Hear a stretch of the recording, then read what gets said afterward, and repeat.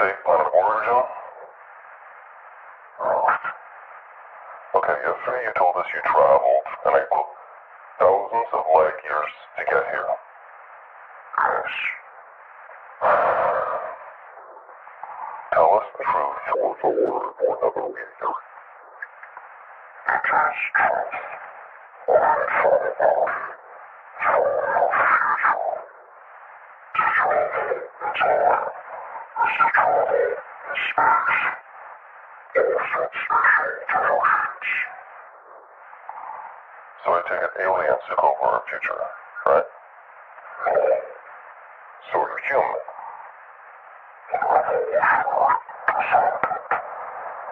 Okay, so you evolved from us. Yes.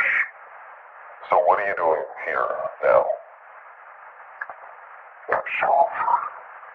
Observer Jesus word. How? Now. Love. Speak the voice of word. Now. Tells a story. Okay, so how about we concentrate on your time? The whole company is confirmed. Observer. The stories of more time. Try me. Watching of the universe.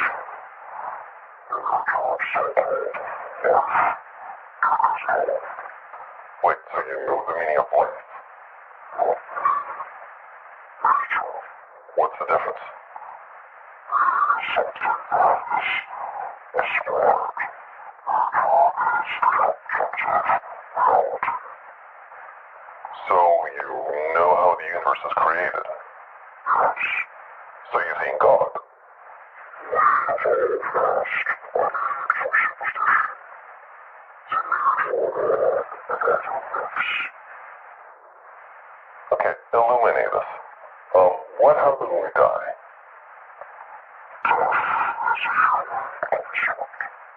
It does not exist. You experience, or have experienced, a full instant of so-called earth.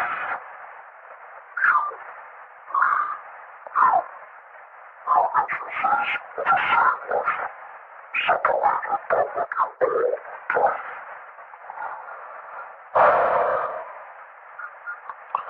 Okay, so let me get this straight.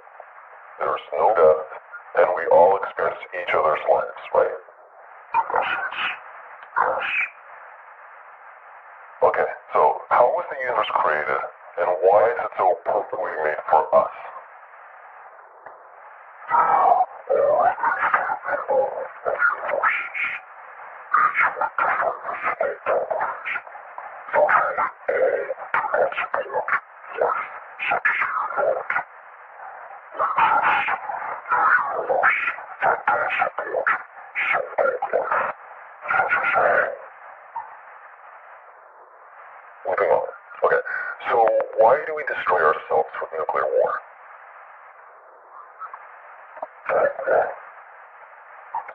Can you be more specific, please?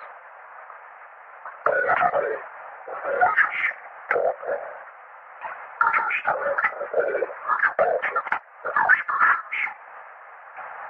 Human suffering exists independently of mass destruction, does not strongly whatever may destroy our species.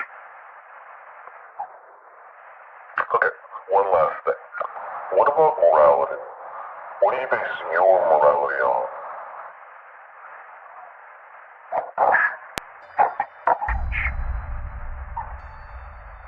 I see. Okay, that's it. Thank you.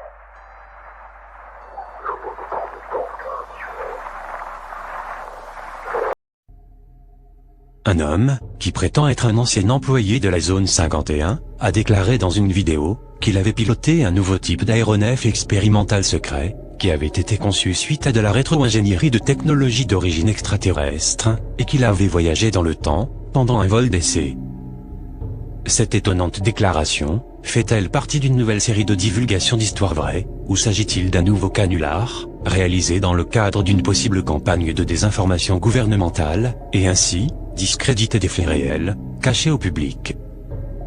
C'est ce que nous allons essayer d'analyser.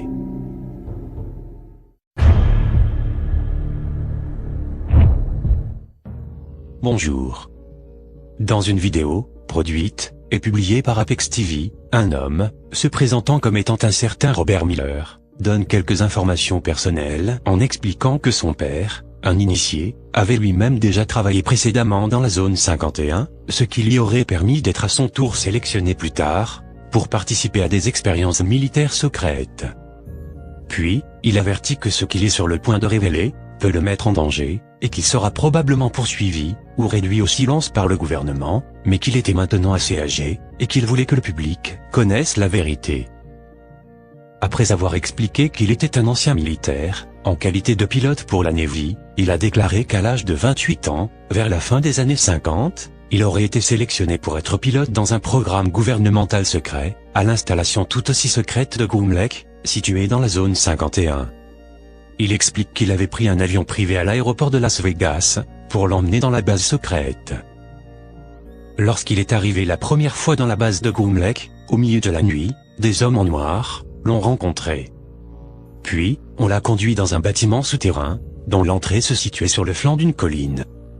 Il fut ensuite informé qu'il serait le premier pilote d'essai sur un nouvel aéronef expérimental, rétroconçu à partir d'un vaisseau spatial extraterrestre, qui s'était écrasé en 1947. Il le décrit brièvement, puis commence à raconter ce qu'il se souvient de ses expériences présumées. Il déclare: « On m'a emmené dans une pièce, où on m'a donné l'équipement nécessaire pour piloter l'engin, une combinaison de vol. J'ai ensuite été accompagné jusqu'à un entrepôt, où se trouvait un grand vaisseau en forme de disque. J'ai estimé qu'il faisait environ 15 mètres de diamètre. Au-dessus, il y avait une sorte de dôme, que j'ai supposé être l'endroit pour piloter. Ils m'ont expliqué comment il fonctionnait. Il était alimenté par un réacteur à antimatière. Je me souviens qu'ils m'ont amené à l'intérieur du vaisseau, jusqu'au siège du pilote. Il n'y avait de place que pour une seule personne dans le vaisseau. J'ai regardé partout à l'intérieur du cockpit, mais je n'ai vu qu'un seul siège. Pas de manette de contrôle, pas de volant, pas d'autres commandes. De nombreuses jauges d'aspect étrange, mais pas de commande. Cependant, il y avait une sorte de casque, que je devais mettre. Ils m'ont dit que le vaisseau était contrôlé par télépathie.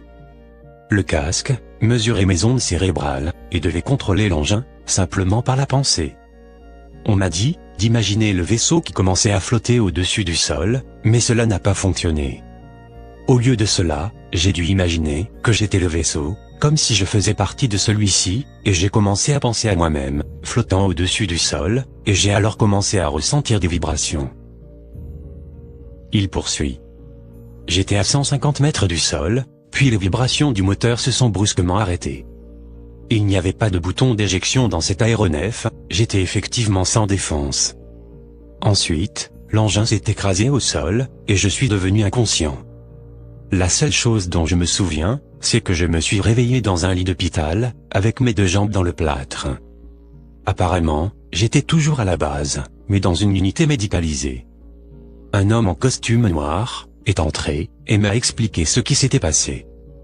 Il m'a dit que juste avant que le vaisseau ne s'écrase au sol, il avait soudainement disparu. Puis, plus tard, au milieu de la nuit, ils ont entendu un grand bruit à l'extérieur. En courant pour aller voir ce qui s'était passé, ils ont vu que le vaisseau était réapparu, et s'était écrasé, au même endroit. J'étais inconscient dans le siège du pilote, et mes deux jambes ont été brisées. Les scientifiques ont alors émis l'hypothèse que l'engin avait voyagé dans le temps, à un autre moment, plusieurs heures plus tard. Puis, ils m'ont fait signer un autre accord de non-divulgation, le troisième, déclarant que je ne devais rien dire à personne. C'est ce que j'ai fait, jusqu'à ce que je fasse cette vidéo. Attention, ils possédaient déjà cette technologie dans les années 50. Alors imaginez quelle technologie secrète ils pourraient avoir en ce moment. Arrêtons-nous là. La vidéo a été produite par Apex TV, une chaîne dédiée à fournir un contenu paranormal de qualité.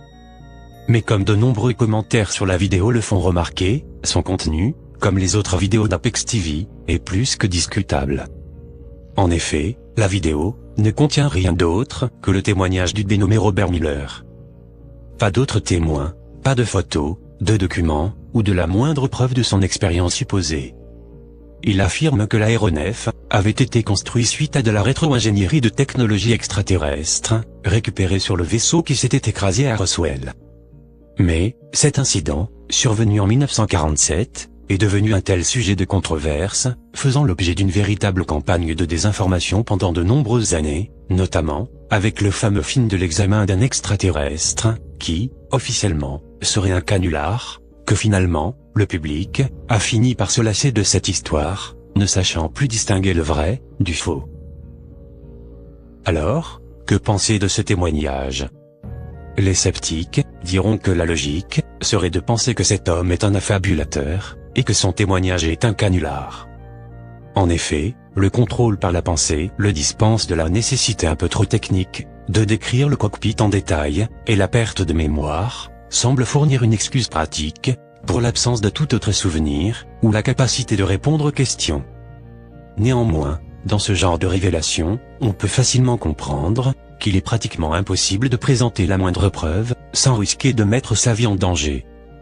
En effet, si ces révélations étaient confirmées par des preuves, les implications seraient gigantesques, comme je l'ai déjà expliqué dans des vidéos précédentes. C'est aussi l'avis de nombreux commentateurs, qui pensent que ce que dit Robert Miller dans la vidéo, est réel.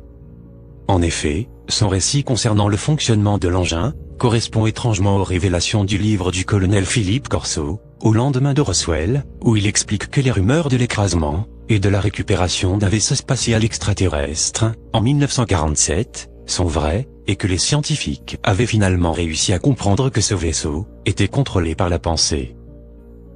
En ce qui concerne son amnésie supposée, celle-ci peut sembler tout à fait crédible, dans la mesure où il y a déjà eu des histoires semblables, où des employés ayant travaillé dans des programmes secrets, et qui étaient arrivés à la fin de leur contrat d'engagement, ont effectivement subi un effacement de leur mémoire. De plus, il explique que l'aéronef expérimental fonctionnait avec un système antigravitationnel, grâce à un réacteur à antimatière, et qu'il n'y avait aucune commande de contrôle visible à l'intérieur de l'engin. Ceci correspond exactement aux déclarations de Robert Lazar, qui, lui aussi, aurait été un employé de la zone 51, ayant vu et examiné en détail plusieurs vaisseaux extraterrestres entreposés dans un endroit secret, nommé S4. On sait que ce dernier, suite à ces incroyables déclarations concernant les activités secrètes de la zone 51, avait reçu plusieurs menaces de mort. Puis, Robert Lazar a subi une véritable campagne de calomnie pour le discréditer, le gouvernement ayant fait disparaître toute trace de ses diplômes, puis a déclaré qu'il n'avait jamais travaillé dans la zone 51. Toutefois, ils ont oublié certains documents en possession de Lazar, qui semblent prouver le contraire. Et le journaliste d'investigation George Knapp a déclaré avoir trouvé dans un annuaire interne de Los Alamos un certain Robert Lazar, ce qui prouve qu'il avait bien été engagé en qualité d'ingénieur. Après avoir été longtemps discrédité et ridiculisé par les sceptiques et les médias, on a appris que ce qu'il avait déclaré en 1989, à propos d'un mystérieux élément 115, élément complètement inconnu à l'époque, et qui serait nécessaire pour faire fonctionner ces engins antigravitationnels, venait finalement d'être découvert en 2004, par des scientifiques. Cette découverte prouve que Robert Lazar avait donc dit la vérité, ce qui renforce sa crédibilité concernant le reste de ses déclarations sur la zone 51. Plus récemment, les révélations du Pentagone sur les ovnis, avec la publication de vidéos militaires secrètes déclassifiées, ont complètement changé notre perspective sur le sujet. Pour conclure, je pense qu'il est possible que Robert Miller ait dit la vérité, bien qu'il n'existe pas de preuves pour étayer son récit. Mais au vu de son âge assez avancé, on peut penser qu'il ait soudainement décidé de soulager sa conscience, en révélant cette histoire incroyable, juste avant de mourir. Mais les gens, étant plutôt de nature sceptique, ces étonnantes révélations, tout comme celles de Robert Lazar, ou d'autres initiés, peuvent malheureusement passer pour des canulars, même si tout ce qu'ils ont raconté est vrai. C'est pourquoi nous devons continuer à rechercher la vérité, car en l'absence de preuves, le doute persistera toujours dans ce genre d'histoire. Toutefois, nous devons maintenant nous préparer pour plus de vidéos comme celle-ci à l'avenir, car il semble qu'un début de divulgation progressif ait commencé. Merci d'avoir regardé, et à bientôt.